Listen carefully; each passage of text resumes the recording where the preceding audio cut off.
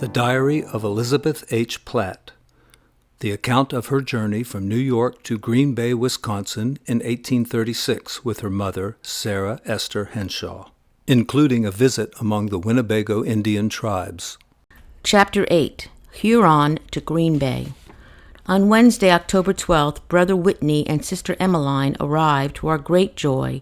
Today has been uncommonly lovely, and our passengers felt very impatient to lose such bright and bland weather. We went on board at about 8 o'clock in the evening and soon retired to our berths for the night. During the night, we got aground, and all the hands set to running to and fro over the deck to get her off and under way again.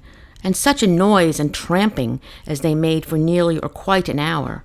Sleep fled from us. The cabin also was very small, close, and full of passengers. Never in all my journeyings have I sailed in so uncomfortable a boat. The deck is loaded with boxes, trunks, and all sorts of rubbish, animate and inanimate. We awoke in the morning of Thursday to find the sun, which had set so clear on Wednesday evening and gave promise of so bright a day, had risen in clouds. The waves were so rough that although the weather was cold and damp, we went on the upper deck. It soon commenced raining, and we wrapped our garments the more closely around us, raising our umbrellas, and maintained our stations. The sea at length tossed our boat so tremendously that Mother grew sick and called for the bowl, and myself, unable to endure it longer, went to the cabin. Here Miss Hotchkiss, a kind fellow passenger, took off my hat and outer garments and kindly assisted me to my berth. I suffered long without being able to relieve my stomach. When becoming exhausted, I sunk to sleep. On awakening, the vessel was still rolling and tossing, and my companions, most of them sick about me. I had another turn of violent sickness and faintness, and fell again into a slumber. At about 12 o'clock, the chambermaid came to me with a glass of sangaree from Mr. Whitney, and said the wind had subsided, and we were about entering the mouth of Detroit River. I took the sangaree, felt strengthened and refreshed, rose and ascended to the deck. It was still cloudy and damp, but had ceased raining, and the water was so smooth that we could enjoy the fine scenery. We have lost the view of the islands in the battleground, if that is not a misnomer, of this western extremity of Lake Erie, but we had a view of Fort Malden on the Canadian shore near the mouth of the river, and of the pleasant country and dwellings all along its eastern bank. The soil appears very fertile and is under a fine state of cultivation. Intermingled with them is the graceful weeping willow, and occasionally we see one of these pensile branches bow down and touch the wave. 18 miles up the river on the British shore is Sandwich, a very pretty town containing a Norman church, and directly opposite is Detroit. The place contains 8,000 inhabitants, and from the water makes a beautiful appearance. For a mile below the town, we see white dwellings in the cottage form, looking very rural and attractive, and the ground tastefully cultivated. We anchored by the side of 2 or 3 large vessels, but this did not prevent friends from on shore espying us, who climbed over them to give us a cordial greeting. We were delighted to meet Mr. Hinman among those, and to learn from him that his family and Agnes were in town. Judge Woodbridge politely served us at the dinner table, and then took a kind of leave of us, saying he hoped to see us before we left Detroit. I am glad the good old gentleman has reached his home, for he has suffered much the last 24 hours from asthma. Mr. Whitney went on shore to obtain lodgings for us, and as soon as he could procure them, he returned with a carriage to take us to them. The soil of Detroit is clay, and we found that, as it regards its depth and stickability, Middlebury bears no comparison with it. It is moreover so full of travelers from all quarters that it was with the utmost difficulty we could find a place to lay our heads in. We procured a room, such as it was, at the American a short time before night, and on Friday morning after breakfast sallied forth to see our friends. In passing up the street to Mr. Brown's, we met Mr. C.C. Walter, who had visited us on board the boat soon after arrival with his daughter Mary Ann. We now merely gave the salutation of the morning and passed. Mrs. Brown and Sophia Shortless gave us a cordial salutation, but we could not stay long with them. Emmeline and myself soon left a call at the exchange to make inquiries about a servant, and on our way met the carriage of Mr. Hinman in full pursuit of us. We accordingly dispatched business as fast as possible, called for Mother, and with her and Sophie Shortless returned to the American, where we arrived in season to give our Rutland friends most warm and loving embraces. So delightful it is to meet them in this land of strangers. Agnes seemed overjoyed to look upon a face she had seen before, and she was more than half inclined to take boat with us as far as Mackinac. She says she is sick of the West. She has already been about 8 weeks on her journey and has yet to traverse hundreds of miles. In consequence of the bad roads, Mr. Hinman has been obliged to sell his pretty commodious carriage and procure a great lumber wagon in which they expect to prosecute the remainder of their journey. At 11:30, Mr. Whitney called for us to return to the boat, and we accordingly did so with the addition of 2 children of Dr. Lutz, attended by 2 young colored girls and a servant woman for Emmeline in our retinue. In stepping into the stage, Lucia Branner took me by the hand. I had only time to say how do you do and goodbye, and we drove off. On board the boat, we found a host of people bound for Green Bay. Mr. Charles and Hamilton Ardent, and Seth Neese, whose names I have so often heard called by Sister Frank in the enumeration of our Green Bay adventures, Lieutenant Smith and Lady, Mrs. Marcy, a sweet woman, and her sister, Miss Mann, both acquaintances of my friend Gilbert Timothy, and some others who had been in the boat ever since she left Buffalo. We cleared out from Detroit about 3 in the afternoon, shaking the parting hand with Schubert Conant on board the boat. Our decks have been cleared and cleaned, and the ladies' cabin had been much improved by the timely use of chloride of lime. We passed through Detroit River, its whole length being about 25 miles, through Lake St. Clair, about 9 miles broad and 40 long, with flat shores passing an occasional habitation, across the flats a mile in extent at the head of the lake, and entered St. Clair River safely and auspiciously before dark. We could not but feel happy and grateful for these favors thus vouchsafed by a kind Providence, for we had many misgivings that we should ground on the flats, and the clouds looked so dark and threatening that we were fearfully apprehensive of a severe blow. Added to this, much has been said in Detroit of our boat, that she was old and dangerous, or at least unsafe for the navigation of the upper lakes. But how better is the Lord than our fears, or even than our hopes? It is now 11 o'clock Saturday morning.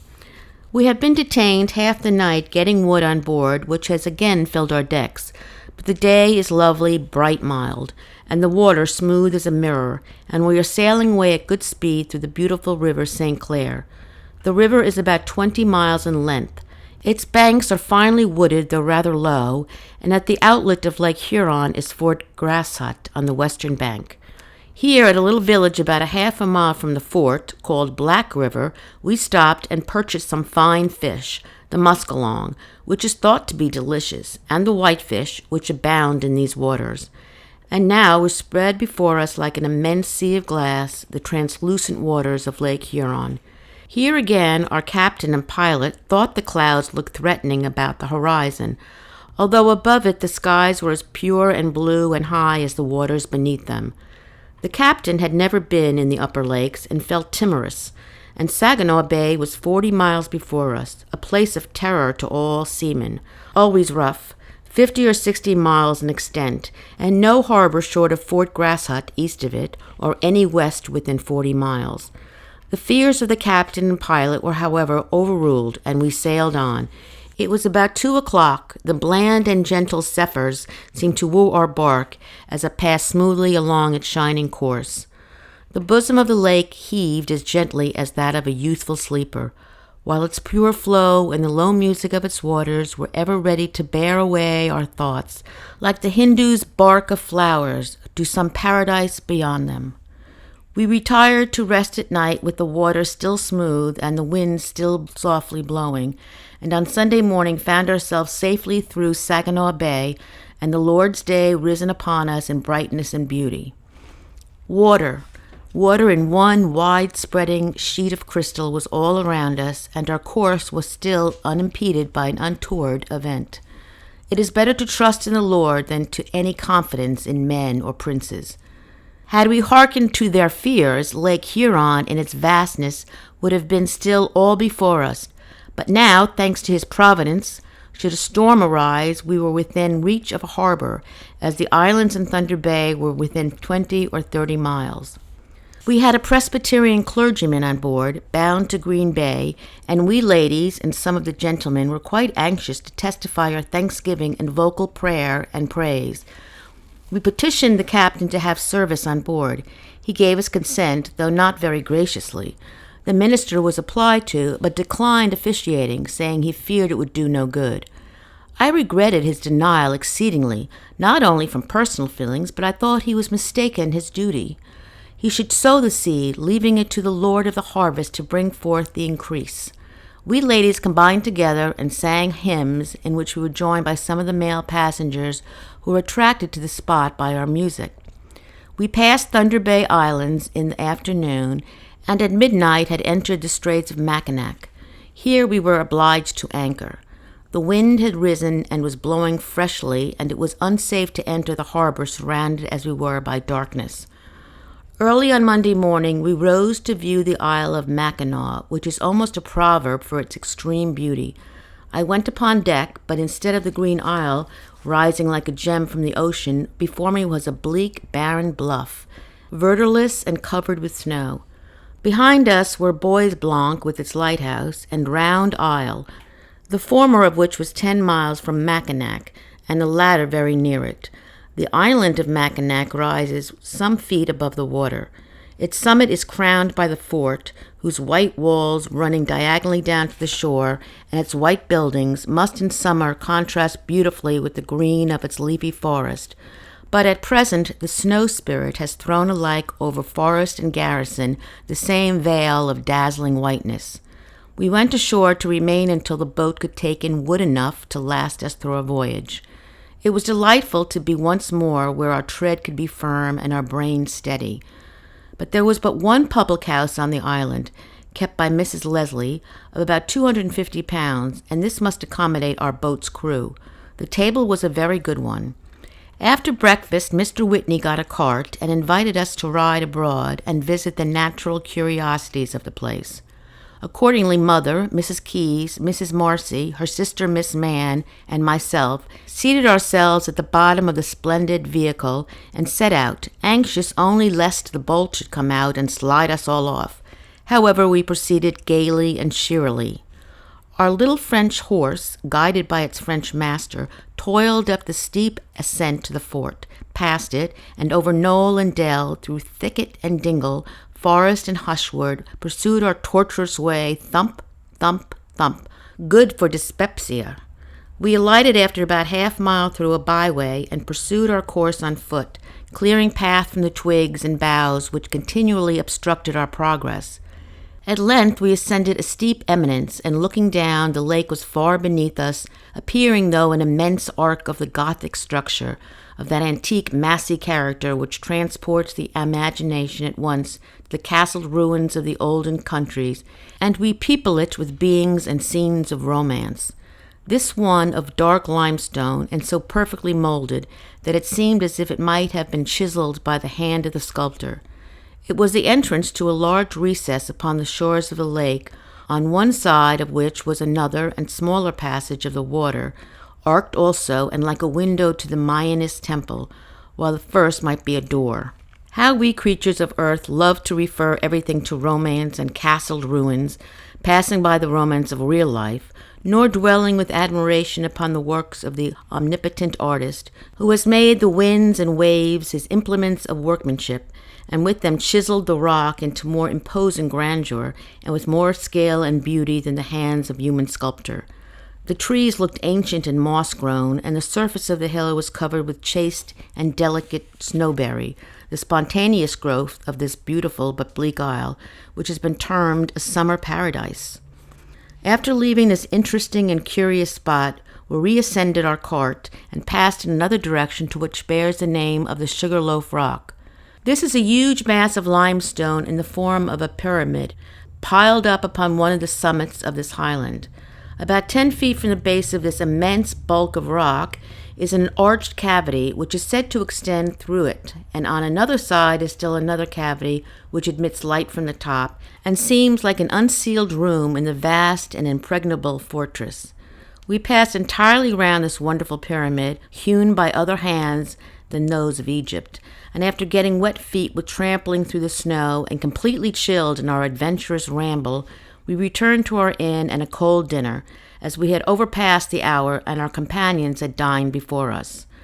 However, we got something and then gave our attention to Mr. Henry N. Schoolcraft, who had been once before to see us this morning and had now returned bringing his little daughter. Mr. Schoolcraft is an Indian agent and married a lady who has a squaw for her mother. His daughter, however, is very fair, and I am told his wife is a well-educated, interesting lady.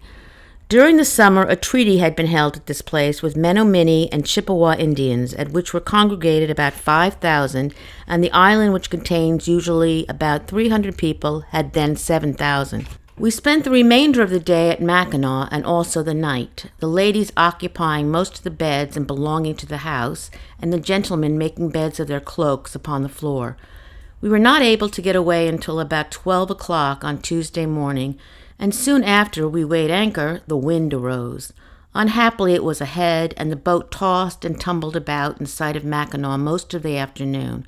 We made 15 miles and then anchored to the leeward of St. Helena.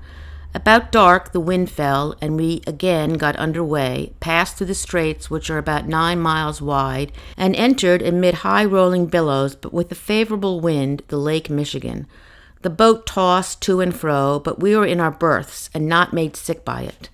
About midnight we anchored, because the pilot could not see to guide the vessel, and here we were tossed from side to side until the morning. We again got under way, and with the wind nearly ahead and the sea running high, proceeded. The boat labored and cracked. The snow fell, borne before the wind, and we were faint and sick, and most of the ladies unable to get up to breakfast. After a while, we succeeded in dressing, and about dinner time found ourselves at Louse Island, the entrance to Green Bay. Lake Michigan, where we have crossed it, is about 40 miles wide. Louse Island is quite large, and on its southwestern extremity rises up to the height of 50 feet or more, presented to the billows of the bay a steep rocky bluff over which they break in sheets of foam.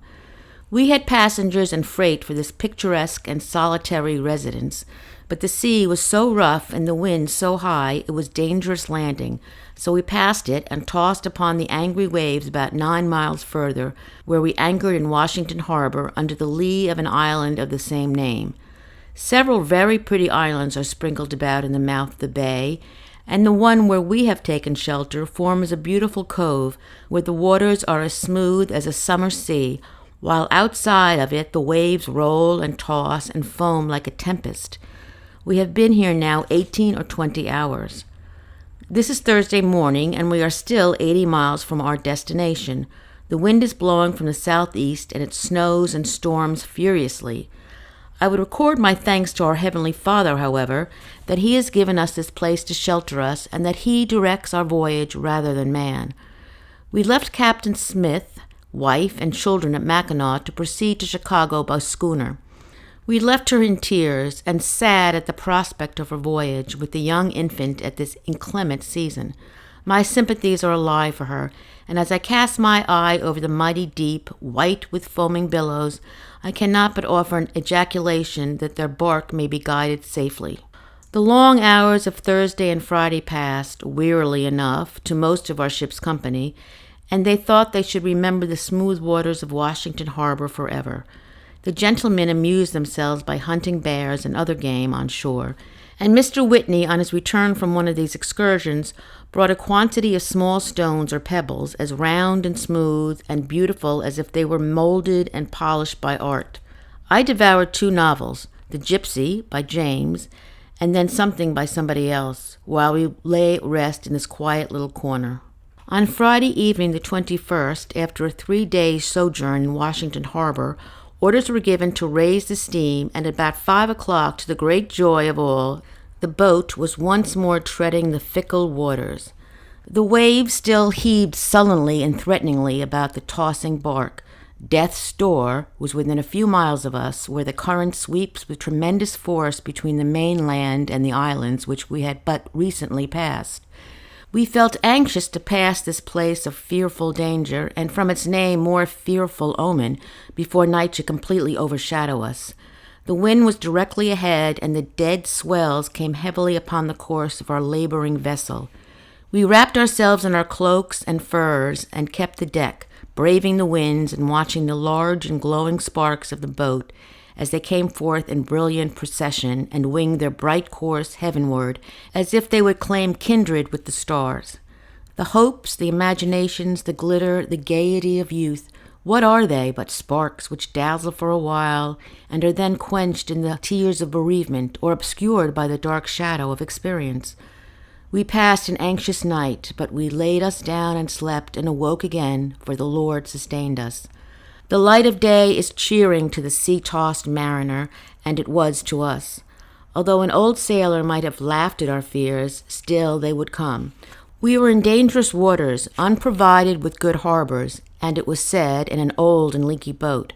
Whenever I woke in the night, I heard the pump going. We had a headwind all Saturday, and night found us still very far from the flats where we had hoped to anchor. We were sitting on deck a little past sunset. The wind was blowing tremendously, and the boat rocking so that we could scarcely keep our chairs upright. At length there came a most appalling crash. Even Mr. Whitney started upon his feet, fearing the machinery had given way. All looked aghast for a single moment.